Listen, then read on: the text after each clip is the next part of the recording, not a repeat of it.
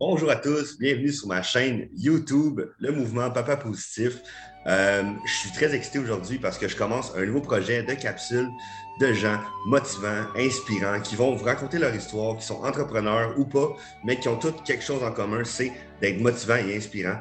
Ils vont vous raconter leur histoire, je vais vous les présenter, les faire briller un peu parce qu'ils méritent d'être connus.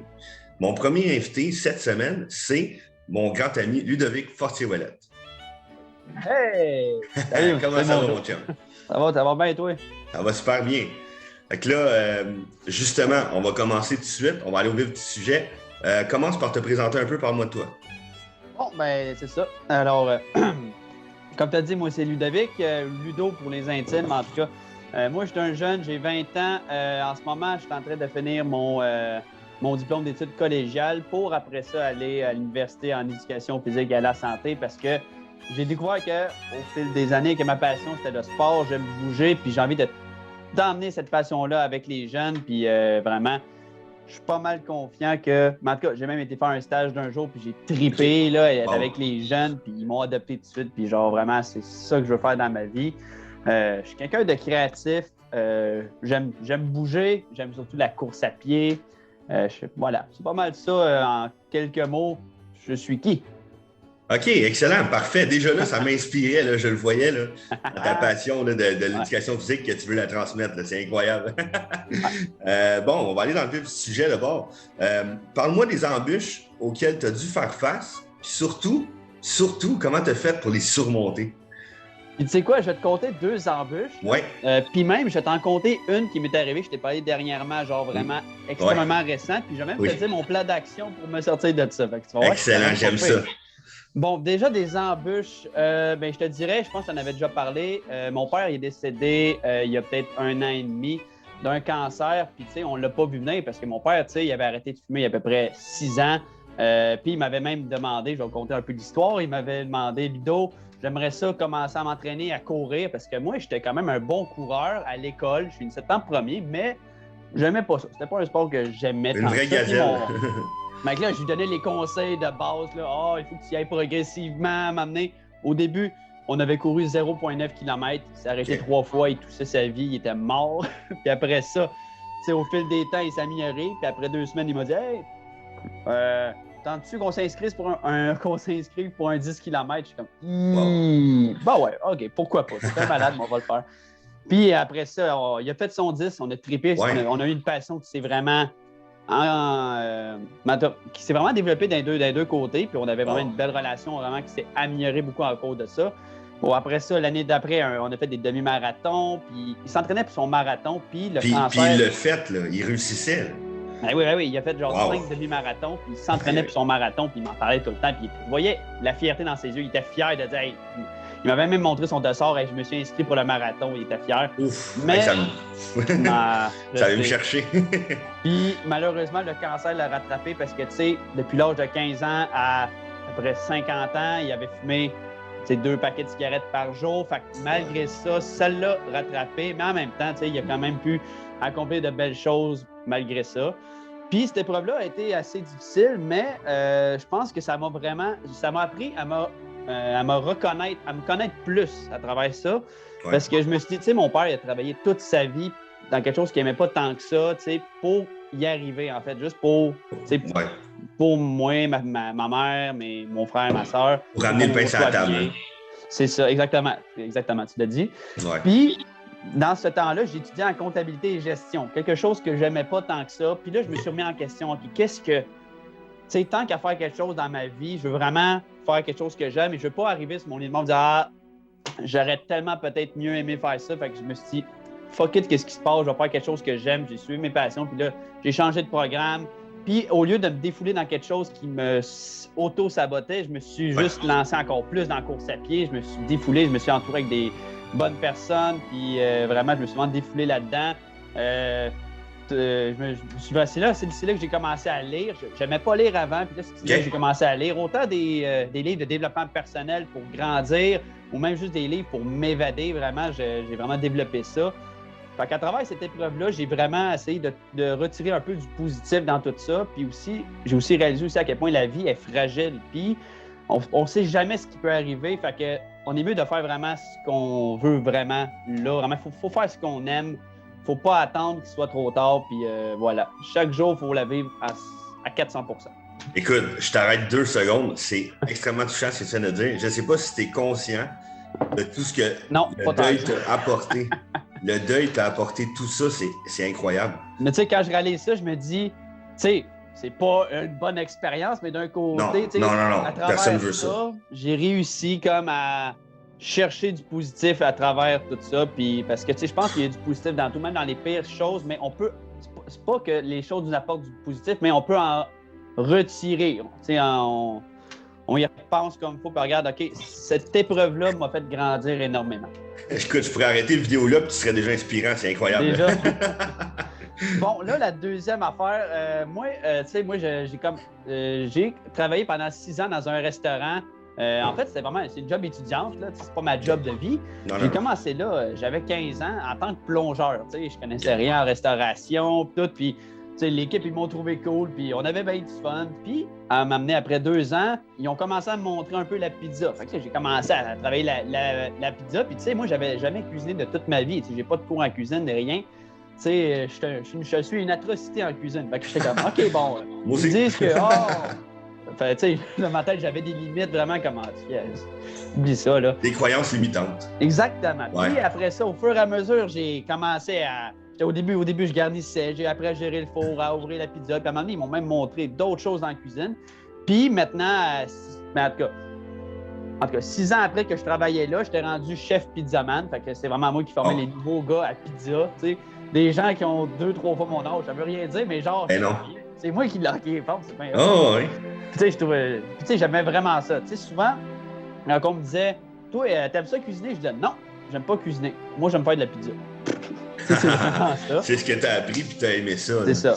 Puis quand je suis arrivé à ce restaurant-là, mais tu sais, comme c'était vraiment, en gros, c'était vraiment comme pas la meilleure époque, mais c'est vraiment là que le restaurant était dans sa plus grande lancée, tout allait bien, tu sais, puis il y a eu plusieurs histoires que je rentrerai pas là-dedans parce que c'est des choses personnelles avec les patrons, mais en tout cas, il y avait beaucoup de choses, puis en tout cas, aussi le manque de main-d'œuvre, ça avait la COVID, plein d'événements que j'ai vu tranquillement, pas vite, le bateau un peu coulé, mais avec plusieurs coéquipiers. Tu l'as vécu à l'interne. C'est ça, on est vraiment resté jusqu'à la fin, puis là, ben, malheureusement, le restaurant ferme indéfiniment. Ouais. C'est comme plusieurs restaurants, malheureusement, exactement, puis bon, c'est sûr que c'est un peu un deuil, mais pas un petit deuil, mais genre, tu sais, c'est beaucoup de la nostalgie parce que, tu sais, oui, j'ai appris des choses, j'ai appris à travailler sous pression, tu sais, juste te donner un exemple, moi, que j'aille 2 bons ou 1 million, je suis pas stressé. Tu sais, c'est... Regarde, ça sert à quoi d'être stressé puis se gueuler après? Fait que, c'est ça, exactement. Regarde-toi sur l'apprentissage que tu as fait. Exactement. Puis j'ai appris à côtoyer des gens extraordinaires. Que ce soit des personnes que j'ai côtoyées depuis le début à la fin ou même des personnes que j'ai seulement croisées pendant quelques mois. Chaque personne a son histoire, son bagage, puis on peut apprendre de chacune des personnes. Autant, puis vraiment. Fait que, puis là, ben, tu sais, regarde, moi, comment je vois ça, c'est que toute bonne chose a une fin, c'est une aventure qui se termine, puis je vais apprendre de nouvelles choses ailleurs, franchir de nouvelles limites, qui sait qu'est-ce que l'avenir nous réserve. Fait que voilà, alors c'est pas mal ça. Hey, tu vois, c'est un excellent message parce que tu seras pas le seul, tu seras pas le dernier avec la COVID, tu vas perdre son emploi, puis les restaurants ferment, plusieurs entreprises ferment. Juste le message que tu viens de lancer, ça va peut-être en inspirer plusieurs, c'est incroyable. Mm-hmm. Vraiment. Un peu plus personnel, quels sont tes 3 plus grands objectifs actuels? Puis, surtout, le plus important, comment tu fais pour y arriver tranquillement pas vite? Bon, perfect, ça, j'aime ça. Bon, let's go. Alors là, on part. Alors, premièrement, je vais commencer avec le marathon. Mon père, tu sais, voulait courir le marathon et tout. Puis, moi, dans ce temps-là, je faisais plus du cross-country, fait que c'était plus des courtes distances, mais malgré ça, je l'encourageais beaucoup dans cette épreuve-là. Puis à un moment donné, je me suis dit, OK, là, moi aussi, je veux courir le marathon. Fait que je m'avais inscrit. Ça, c'était avant le COVID, OK? Fait que c'était le marathon de Longueuil. Je sais pas c'était quelle édition, mais c'était avant le COVID. Fait que je pense que c'était l'édition 2019 ou 2020. Quand tu sors 2019. En tout cas, le marathon a été reporté 2 années. 2 années que le marathon allait pouvoir se faire, puis à cause du COVID, ça a été annulé. Puis, entre-temps, je me suis blessé aussi à la jambe. Puis, en gros, en tout cas, ma motivation au niveau du sport était vraiment au plus bas. C'est sûr. Puis, tu sais, en tout cas, c'était un peu compliqué. Mais là, j'ai reçu en gros un mail il n'y a pas longtemps, peut-être une couple de mois, du marathon pour dire que l'édition 2022 devrait avoir lieu, toujours. En tout cas, à moins qu'à la dernière minute, ils annulent tout. Mais en tout cas, ça devrait avoir lieu. Pour l'instant. Puis, je suis toujours inscrit. Puis, fait que là, je me suis dit, OK, là, ma maudite blessure que je traîne depuis un bout, puis j'ai un peu laissé de côté. On dirait que je m'en ai pas tant préoccupé. Je me suis dit, là, je vais tout faire pour, régler cette blessure-là, que là, en ce moment, ça se règle quand même assez bien parce que, tu sais, je consulte, regarde, ça ne me dérange pas d'aller voir des massos, ostéo, chiro, physio. Ouais. Tu fais ce qu'il y a à faire. Tu fais ce que tu dois faire. Je fais ce que j'ai à faire, puis regarde, avant que j'aille les voir, je courais 3 km, puis il fallait que je marche 2-3 fois parce que j'avais mal. Là, maintenant, je cours des 14 km, puis ça va bien. Fait que là, ben là, je continue, je m'entraîne d'arrache-pied, puis je mets toutes les chances de mon côté. Je suis un programme nutritionnel d'un gars qui est à côté. Ah ouais, je connais pas. Je connais pas, mais un programme que tu m'as fait que je t'arrête de suivre ça. En tout cas, je vais vraiment mettre toutes les chances de mon côté. Regarde, il faut que je m'entraîne. Il y a des entraînements à faire, je vais les faire, puis être en shape pour faire cette épreuve-là. Puis je suis convaincu que je vais réussir à le faire avec tous les efforts. Oh oui. Alors ça, c'est le marathon. Alors ça, c'est le 22 mai 2022. T'as le bon mindset. Oui, ça sent bien. Pas longtemps, pas vite. Bon, deuxième objectif, c'est écrire un livre et le publier. Moi, jamais dans ma vie, je me serais dit, hey, moi, un jour, je vais écrire un livre. Justement, je t'arrête 2 secondes. Tantôt, tu disais que tu lisais même pas avant. Fait que c'est fou de se dire qu'avant, tu n'étais même pas un lecteur. Puis là, tu vas être un écrivain. C'est incroyable. C'est fou, ouais, c'est ça. Mais tu sais, moi, depuis tout jeune, ce que j'ai remarqué, pas par rapport à l'écriture, mais j'ai toujours eu de l'imagination, mais de la créativité. Moi, tout le temps dans ma tête, je m'imaginais des scénarios de films ou des. Je m'imaginais une bande-annonce, tu sais, où on voit mon personnage avec de la musique. Là, je te dis, j'étais non-stop, j'arrêtais pas, puis tout le temps. Puis là, je me suis rendu compte que cette imagination-là est tout le temps là. Des fois, je vois un objet, je vois une situation, je vois une personne, puis je peux avoir un flash, puis après ça, dans ma tête, naturellement, l'histoire se déroule toute. Comme là, en ce moment, même, je suis en train d'écrire un livre, là, je suis rendu peut-être à. Je suis quand même rendu loin pareil dans l'écriture. Je suis rendu à peu près à 180 pages. Là. Ça commence à. Ce qui est bien, ce qui est très bien. Puis, ce livre-là, l'affaire qui est assez drôle, c'est que c'est un gars que j'ai travaillé 2 jours. J'ai rencontré ce gars-là 2 jours. On travaillait au gazon. Il a dit une phrase. Je dirais pas la phrase parce que je ne vais pas gâcher le punch. Ouais. Mais il a dit quoi, puis je me suis dit, hey, il me semble qu'il y aurait de quoi à faire avec ça. Fait que pendant 2 mois, j'ai même pas rien écrit pendant 2 mois, aucune note. Je pensais à cette histoire-là, à chaque jour, je rajoutais un élément. Puis là, ben. Dans ma tête, OK, j'avais une histoire. Fait que là, ben, je me suis fait un plan, puis j'ai commencé à écrire. Mais en tout cas, j'aimerais vraiment ça, écrire un livre, vraiment avoir la petite brique de page dans ma main, puis de me dire, aïe, aïe. C'est toi qui as écrit ça. C'est moi qui ai écrit ça. Ouais. Puis, on a aussi parlé d'un projet qu'on voulait faire ensemble. On voulait un livre pour des ados, tout. Fait que je pense que ça pourrait être vraiment. Comme je te dis, comme moi, je voudrais obligatoirement. Mais en tout cas, pas obligatoirement, mais publier un livre, mais j'aimerais ça en écrire 2. Fait que peut-être qu'on va même publier lui qu'on veut faire cette année. Ça serait vraiment super en fait, bon. Moi, une étape à la fois, puis, c'est ça, une étape à la fois, mais moi, j'aime bien dire on va le faire et non j'aimerais le faire, parce qu'on va le faire. On va le faire. Ouais, c'est vrai, t'as raison. C'est ça le mindset. C'est cool, c'est des bons objectifs. Puis moi, ce que j'aimerais ressortir de ça, c'est un peu qu'est-ce que tu fais pour y arriver? Mais en gros, c'est de la. Moi, je te dirais la grande clé, c'est un peu l'effet cumulé, c'est la constance. Ouais, exact. C'est bien mieux d'écrire une demi-page par jour que décider d'en écrire 20 one-shots. C'est bien. D'y aller constant. À chaque jour, j'écris un peu. Comme je te dis, il y a des journées que j'écris quelques lignes. Puis c'est parce que, regarde, aujourd'hui, je sais pas, ma créativité, mon imagination, elle bloque un peu. Puis c'est correct, je me laisse le temps. Puis il y a des journées mais au moins, tu écris. Il y a un petit déblocage, puis là, je suis dedans, puis là, j'écris. Mais à chaque jour, je me mets devant mon ordi, puis j'écris. Puis même des fois, je recule dans d'autres chapitres, des fois pour relire certains passages. Ben oui. Puis des fois, je modifie des affaires. Moi, à un moment donné, j'ai décidé de relire le premier chapitre. Puis je me suis rendu compte qu'entre le premier chapitre et le 12e, il y avait une incohérence. Fait que là, je l'ai modifié, mais à chaque jour, il faut faire des actions qui est pour cet objectif-là. Comme le marathon, on s'entend, c'est 42,2 km. C'est pas... il faut que je m'entraîne. Ça va être dur, mais il faut que je m'entraîne. Il faut que je mette toutes les chances de mon côté.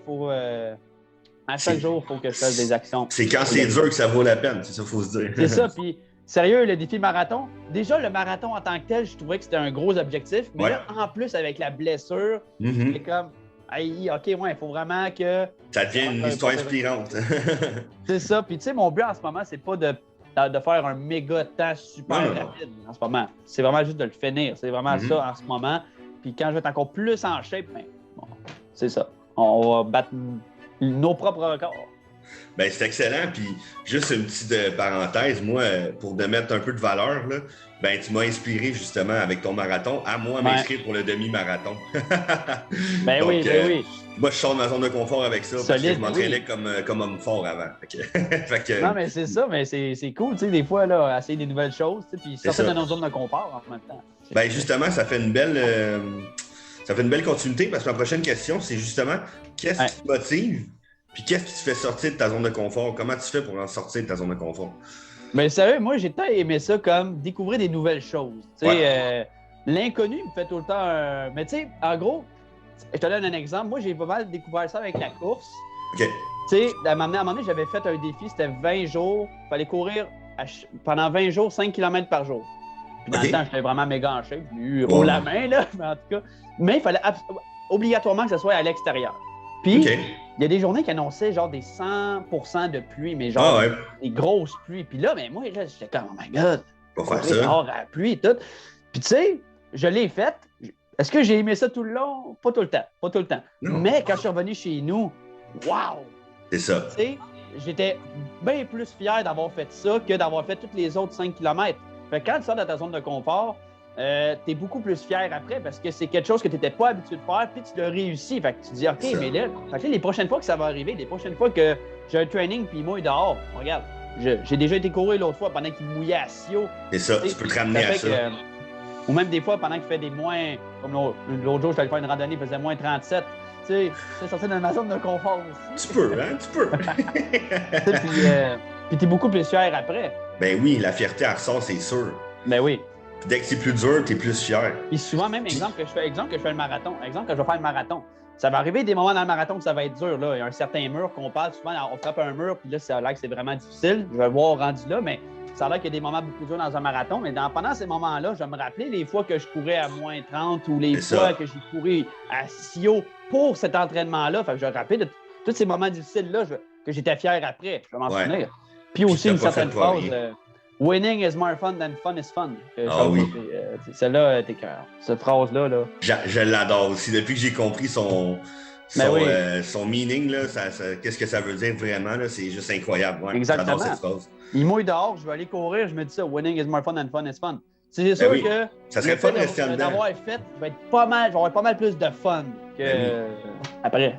Puis en plus, quand on sait qu'on est supposé de le faire, souvent, si on le fait pas, on va se sentir très mal. Donc, ça va amener de l'anxiété. Ça, là, c'est tellement vrai. Là, sérieux, quand j'écoutais le podcast Drôlement Inspirant, là, c'est vrai parce que, tu sais, comme c'est un engagement envers toi-même. Puis, tu sais, souvent, des fois, on fait des engagements avec personne. Tu sais, exemple, là, on avait un meeting à 1 heure.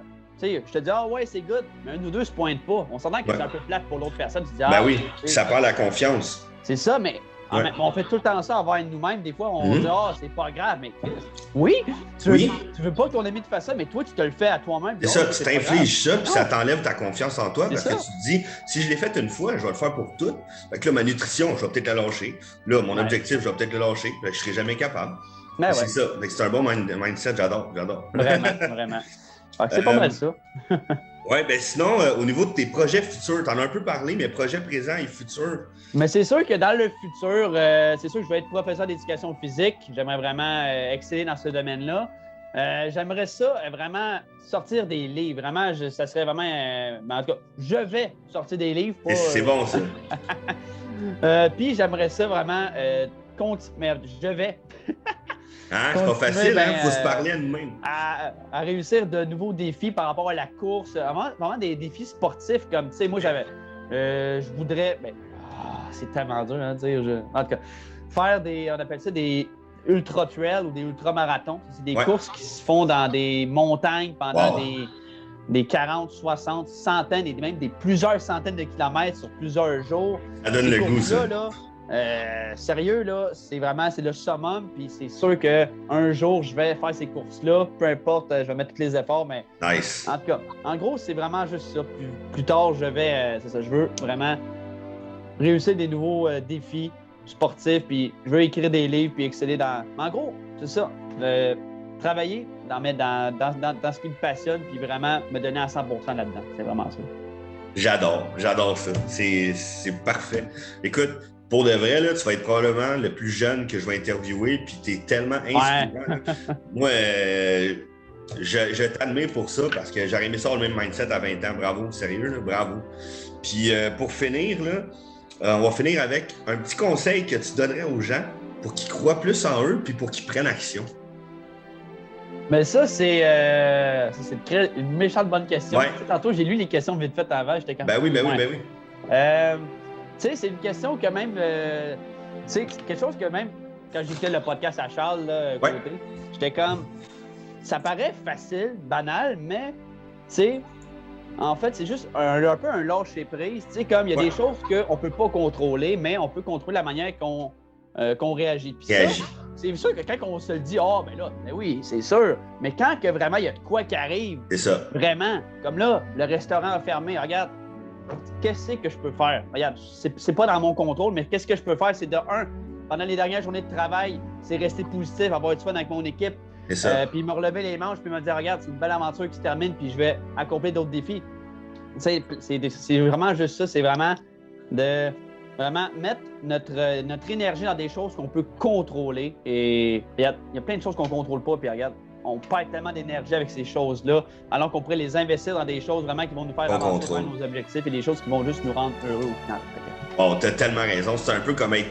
Dans le fond, c'est être positif quand ça va pas bien. Parce qu'on dit, on est positif dans la vie. Quand ça va bien, c'est facile. Mais quand ça va mal, c'est ça. Quand vraiment que ça va mal, c'est ça. C'est plus difficile, mais c'est quand c'est dur que ça compte. C'est quand c'est dur qu'au bout du compte, tu vas arriver à quelque chose. Fait que t'as bien raison. C'est un très bon conseil, vraiment. Voilà. C'est pas mal le conseil que j'aimerais pour la fin. Je te remercie beaucoup, Ludo. Vraiment, mon grand ami. Mais merci, mon Joe. Mais tu vois, cet exercice-là est intéressant parce que le fait de me poser ces questions-là, ça me fait moi aussi un peu chercher puis de répondre honnêtement à ces questions-là. Fait que c'est un bon exercice autant pour toi qui m'interviewe, mais en même temps, aussi pour moi, je trouve vraiment que c'est vraiment un très bon exercice. Puis j'ai vraiment très aimé ça. Mais de toute façon, c'est tout le temps cool de parler avec toi. T'es gentil. Mais justement, tu le dis, c'est un bon exercice pour toi. Puis moi, ce que je trouve cool, c'est que moi, ça m'a inspiré de parler avec toi. Donc, j'imagine même pas les gens. C'est donnant-donnant. C'est ça qui est cool. C'est ça. Donnant-donnant, tu viens de le dire. C'est exactement ça dans la vie. Puis un coup que tu comprends ça, t'avances à grande échelle. Ben oui. Comme Charles Côté dirait, je le cite souvent, mais qu'est-ce que tu veux? Ah non, mais c'est tellement de bonne C'est de l'abondance. Tu sais, comme c'est pas tout le temps obligé d'être bon pour une personne et moins bon pour une autre. Mais non, il y a une manière de que ça se donnant. Mon père me l'a toujours dit dans la vie. Donnant. Let's go. Ben merci, mon Ludo. Merci à toi, Joe, puis on se reparle bientôt. Puis bonne journée à toi. Bonne journée, merci encore.